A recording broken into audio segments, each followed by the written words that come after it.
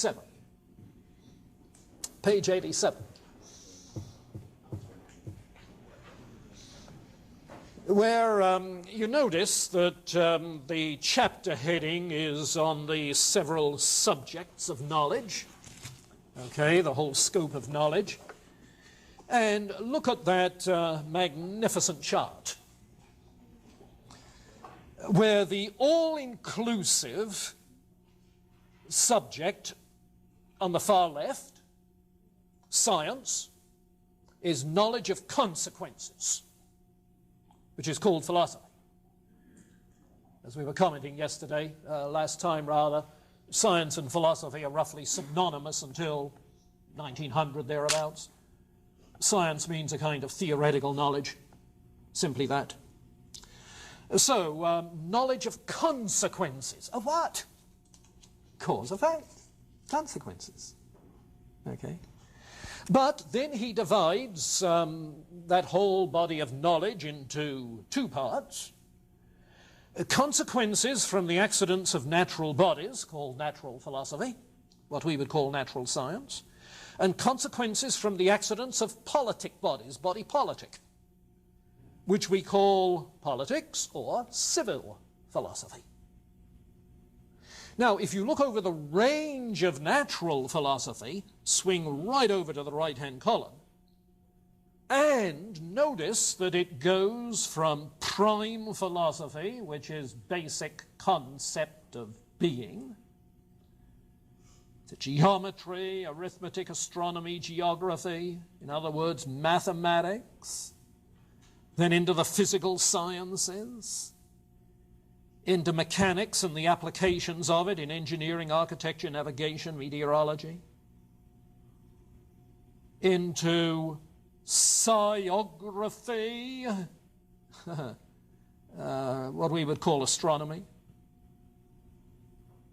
and then astrology, the influence of the stars.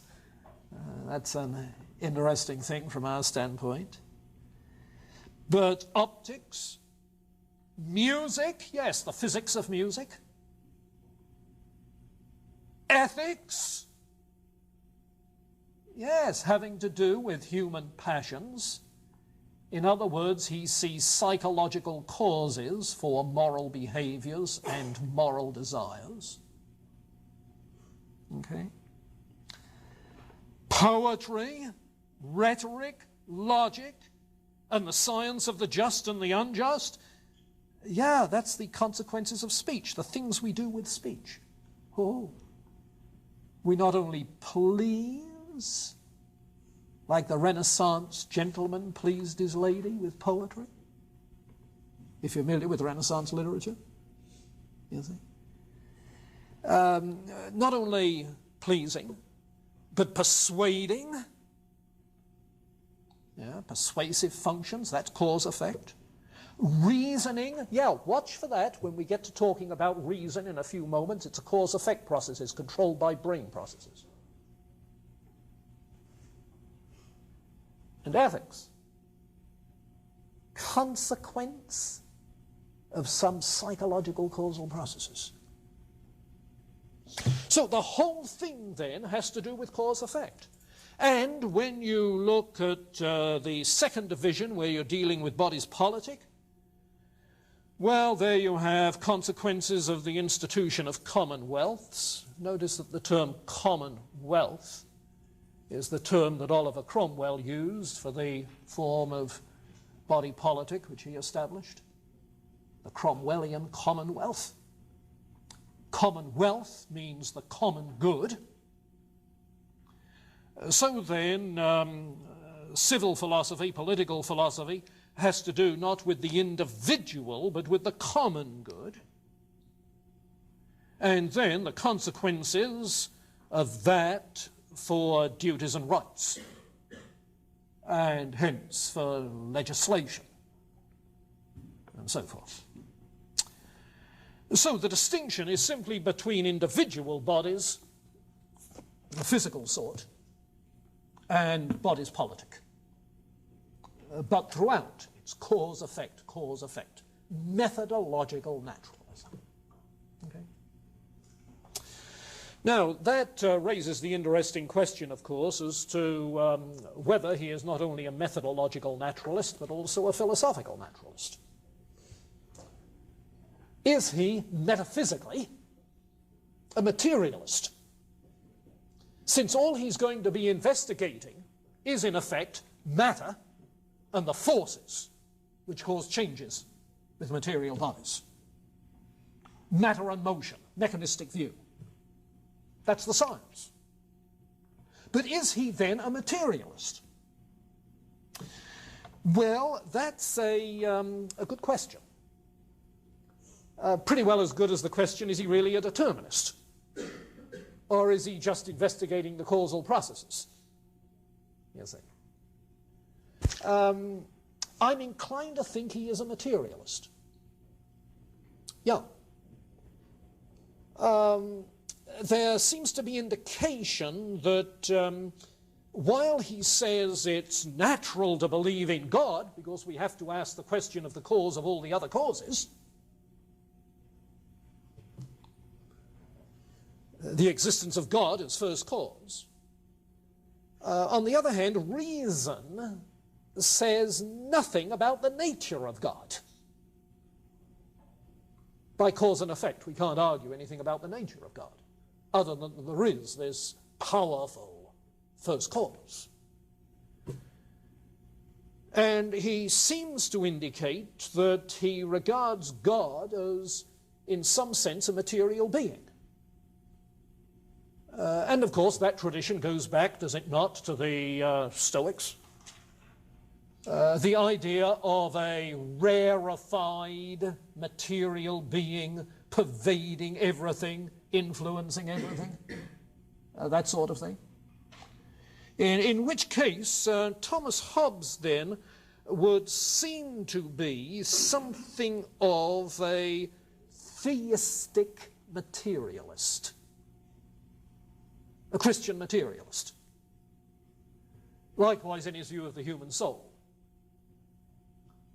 Well, there was something of that back in Tertullian, you remember, who drew on the Stoic philosophy in trying to resist the Gnostic dualism of the day. In Thomas Hobbes likewise, and occasionally you run into such.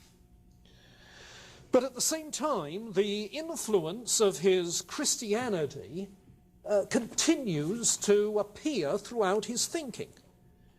So that if you look on page 90, notice what he says.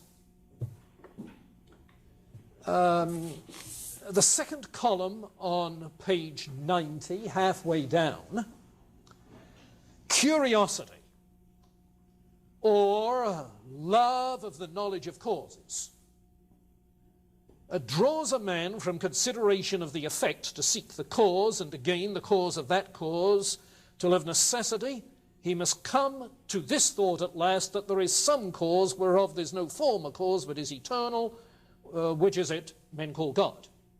So it's impossible to make any profound inquiry into natural causes without being inclined thereby to believe that there is one God, eternal.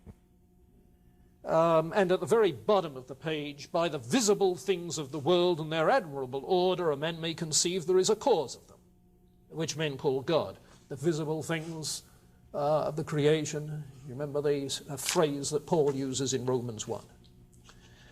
But then on 91, at the end of that first complete paragraph, he says, this fear of things invisible, invisible causes like God, this fear of things invisible, remember that's a theme which ran through Lucretius and Epicurus, their materialism. This fear of things invisible is the natural seed of religion. Now that phrase, the seed of religion, the Latin semen religionis, is the very phrase used by John Calvin in the opening chapters of his Institutes of the Christian Religion in explaining widespread human belief in God. That there is in us something of a seed of religion by virtue of some undefined sense of a deity. There is a sensus deitatis, the sense of a deity, which is the seed of religion. Now you see what Hobbes is doing essentially is expounding on that belief. He was raised actually because of the death of his parents. He was raised by an Anglican clergyman who was a Calvinist. So he was pretty surely familiar with Calvin's way of thinking. And what he seems to be saying then is that this causal inquiry leads to some vague idea of a first cause, some sense of a deity, which is in turn the cause of the development of religion, in which, of course, particular religions flesh out the concept of God much more fully. So some general undefined conception of God fleshed out in the religions to which that universal sense of a deity of some sort gives rise. And in the beginning, therefore, of the next chapter, entitled On Religion, he says, seeing there are no signs nor fruit of religion, but in man only, there's no cause to doubt that the seed of religion is only in man, and consists in some peculiar quality or some eminent degree thereof, not found in living things. This kind of inquiry, curiosity, and that leads him into thinking about the natural condition of human beings, which would give rise to that. And so he goes to talk on about the human condition. So this is the pattern of motivation, the method that's involved in what Hobbes is doing. Any question? Comment? I find that a fascinating background, utterly fascinating. Oh, I think very much so. In fact, there's one writer who takes that to be the dominant motive. Dominant motive. Some have even said that he wrote the Leviathan, the major work about political thought. He wrote that in exile during the Cromwellian era. He wrote it in exile in an attempt to make his peace and save his skin, as much with Cromwell as with the Stuarts. Yes, sir. Here he is trying to play both sides. Would it be correct in saying that what Hobbes did was he, starting with Bacon's scientific methods, he moved, added them Galileo's reconstruction theory, and then he sort of also put in Descartes' deductive method, and then he added another hypothesis that all things together? Yeah, from Bacon, he gets the inductive approach to understanding the causal order, what Bacon called forms in his sense of forms.